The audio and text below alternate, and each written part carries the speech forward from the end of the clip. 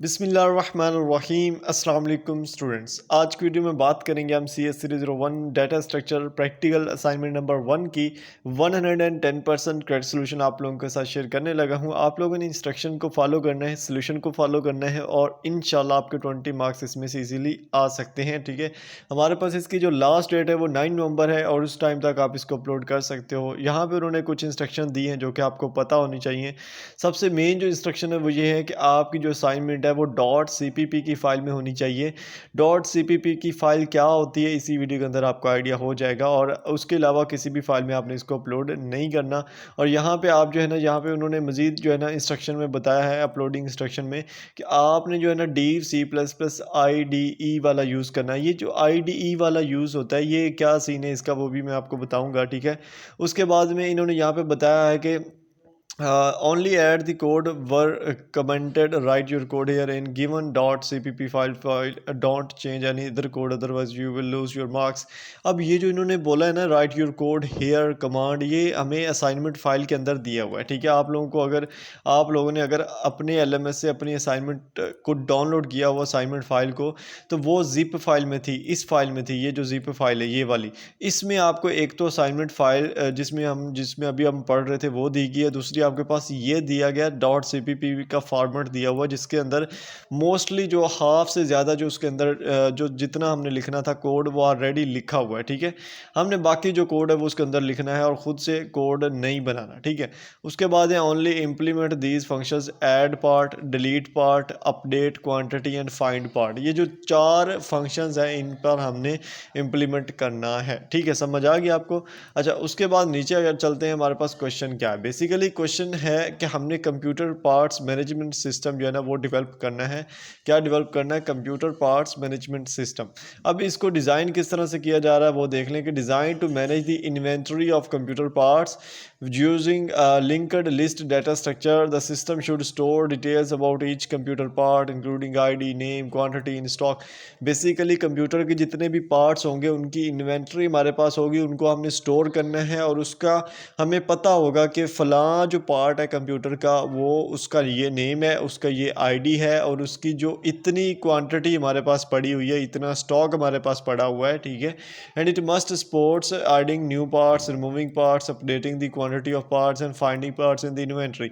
ये जो 5-6 फंक्शन है उनको भी ये सपोर्ट करता हो जो हमने कोड लिखना है। ठीक है, उसके बाद यहाँ पे टास्क दिए हुए हैं कि जो हमने प्रोवाइड किया है कोड, वो बोल रहे हैं कि जो हमने .cpp की फ़ाइल अपलोड की है LMS के साथ आपके असाइनमेंट के अंदर अपलोडेड है, उसको आपने देखना है। And file outlining the class structure for managing the computer parts inventory.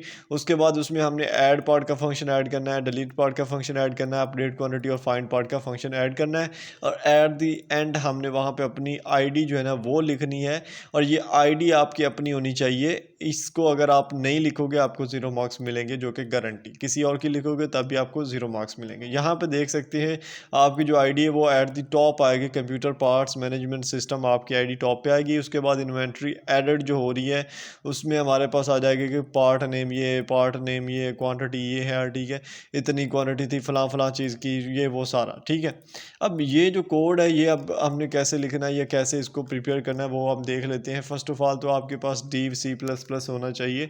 अगर C++ नहीं है तो इंस्टॉल कर सकते हैं, सिंपल होता है, कोई मुश्किल वाली इसमें चीज़ नहीं होती। ठीक है, अच्छा, उसके बाद इसमें अगर आए तो हमारे पास इसमें सारा कोड ऑलरेडी लगा हुआ है जो आप यहाँ पे इसके स्क्रीनशॉट ले सकते हो। क्लास पार्ट है जिसमें क्लास का जो फंक्शन आएगा वो सारे आएंगे कि पार्ट ID क्या है, पार्ट नेम क्या है, उसकी क्वांटिटी क्या है और नेक्स्ट जो पार्ट आएगा उसको भी ये सपोर्ट करेगा।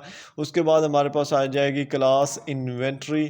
ठीक है, क्लास इन्वेंट्री जो है उसके बारे में यहाँ पे सारा दिया हुआ कि कैसे वो हमारे हेल्प करेगी। ठीक है, उसके बाद यहाँ पे नीचे आपको जो है ना वो डिफरेंट डिलीट करने हैं। अगर यहाँ पे जो उन्होंने हमें फंक्शन बोले थे ना कि ऐड पार्ट का फंक्शन ऐड होने चाहिए, उसके लिए ये कोड लिखा है और उसके लिए डिलीट पार्ट के लिए फंक्शन हमने ऐड करना है, उसके लिए ये कोड लिखा हुआ है।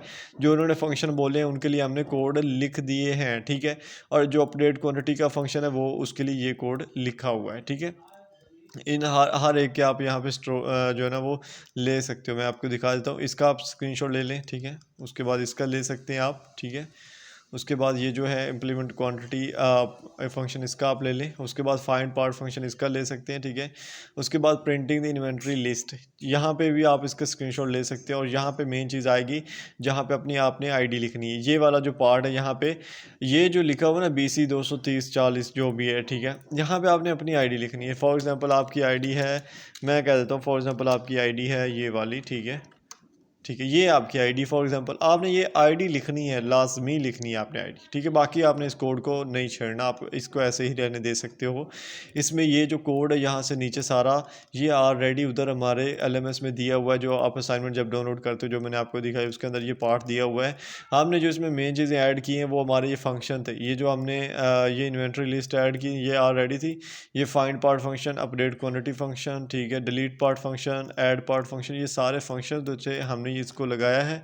और ये हमारा कोड अब रेडी है, ठीक है। अब हम क्या करेंगे, रन पर क्लिक करेंगे। रन पर जब हम क्लिक करते हैं तो बेसिकली आपसे सेव का ऑप्शन भी आता है, जो कि सेव जब आप करते हो ना div C++ में जो भी फाइल होती है उसको जो सेव करते हो, कोशिश किया वो भी आपकी आईडी के साथ होनी चाहिए, वहाँ पे भी आपकी आईडी होनी चाहिए, ठीक है। उसको सेव करें और वो .cpp की फाइल में सेव हो जाएगी इजीली, ठीक है। उसके बाद आपके पास जो रिजल्ट आता है वो कुछ इस तरह से आता है, ठीक है। ये आपका रिजल्ट है, ठीक है। अब इस रिजल्ट को हमने जो हमारे आउटपुट दी हुई है ना हमारे क्वेश्चन फाइल के अंदर, जो हमने LMS से डाउनलोड की, उसके साथ मैच करते हैं। मैच करने का सेम मेथड है, मतलब कि चीज़ें देखनी है कि उधर और इधर जो हमारी वैल्यूज़ है, जो हमारा कोड आ रहा है, क्या वो बिल्कुल राइट आ रहा है या नहीं आ रहा। अच्छा, अब मैंने यहाँ पे इसको ना कोड को इधर उधर दोनों को लिख दिया है। ये हमारा LMS वाला है और ये हमारा है अपना जो हमने खुद बनाया, ठीक है, मतलब कि हमने जो बना के अपलोड करना है, ठीक है। अब इसमें आप डिफरेंस देख सकते हो। फॉर एग्जांपल यहाँ पे उन्होंने बोला था अपनी आईडी लगनी, हमने अपनी आईडी लगा दी, ठीक है। इन्वेंट्री ऐड करनी है तो इन्वेंट्री ऐड के लिए पार्ट आईडी ये आ गया, पार्ट नेम ये आ गया, क्वांटिटी ये आ गया। ये इसकी भी सेम टू सेम है, सेम क्वांटिटी है, सेम वो वाले पार्ट नेम है, सेम आईडी, सारा कुछ, ठीक है। उसके बाद ये उन्होंने बोला कि finding part 1 point, finding part के लिए हमने फंक्शन ऐड करना था, वो भी फंक्शन हमारे यहाँ पे भी एडेड है, यहाँ पे भी एडेड है। और जो वैल्यूज़ हैं वो भी बिल्कुल सेम टू सेम है, ठीक है।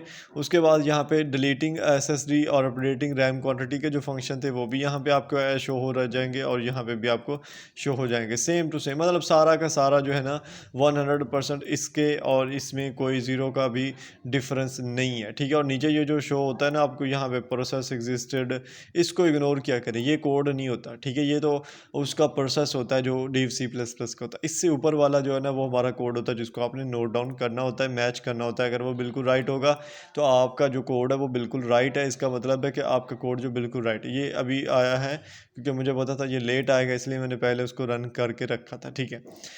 अब ये और वो बिल्कुल सेम है, आपके सामने है जो भी चीज़ें हैं, ठीक है। अब यहाँ पे हमारा सारा काम जो भी बनता है वो ख़त्म हो गया। अब हमारे पास जो .cpp की फ़ाइल होती है बेसिकली वो इस तरह से ही होती है। मैं आपको यहाँ पे दिखा देता हूँ, ये जो हाईलाइट की हुई है मैं बड़ा कर देता हूँ फाइल को ताकि आपको इजीली समझ आए। लेकिन यहाँ पे आपको इसका जो टाइप है ना वो शो करवा रहा हूँ, C++ सोर्स फाइल, ठीक है।